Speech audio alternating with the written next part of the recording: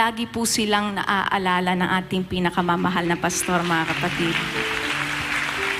And at the same time, tuwang-tuwa sila dahil for the first time, nakareceive sila ng dedication from the appointed son.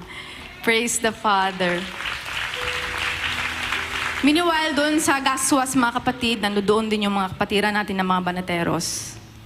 And while nakikinig sa mga testimony nila, isa sa ating mga kapatid na si Coach Oli, yung testimony niya about kay Pastor, kasi di ba nabibigyan din sila ng privilege na mabisita ang anak. Yung sinabi niya na napaka-selfless ni Pastor, mga kapatid. Dahil hindi niya talaga iniisip yung sarili niya. Iniisip niya lagi ang para sa atin. Kung ano ang para sa atin, di ba? Nasabi pa niya na, just imagine ang anak nandoon sa pinakamaliit na room. Pero siya pa yung mismo magsasabi na, uy, sali kayo doon sa event sa Hong Kong.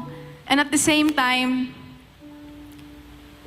in behalf of the SMNI crew, Pastor, nagpapasalamat po sila ng lubusan sa inyo dahil naalala nyo rin po sila.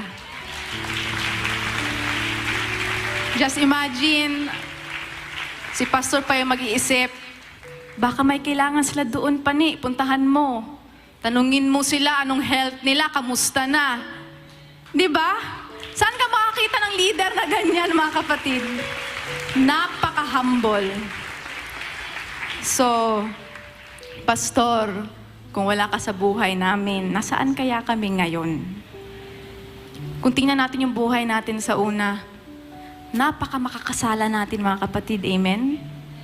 Meron bang isang nakaupo sa inyo dito na walang nagawang kasalanan? Di ba? Wala. Lahat tayo makasalanan. Pero pinatawad ng Ama pamamagitan sa kanyang anak.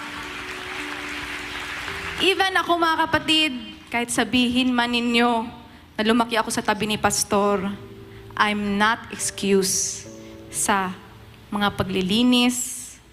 Nakakagawa din ako ng mga pagkakamali sa buhay ko. How many times? But I'm so grateful to have Pastor in my life. Na tumayo bilang ama ko. Not only physically, but most of all, spiritually. Thank you, Pastor, for all the love, for the care, for all of us. Hindi lang sa akin, but buong Kingdom Citizen, Pastor. Lubos po kami nagpapasalamat sa inyo. So this song is for you, Pastor, and sabayan po ninyo akong purihin ang ating dakilang Ama as I offer this song, Ode to the Father. Praise the Father's name.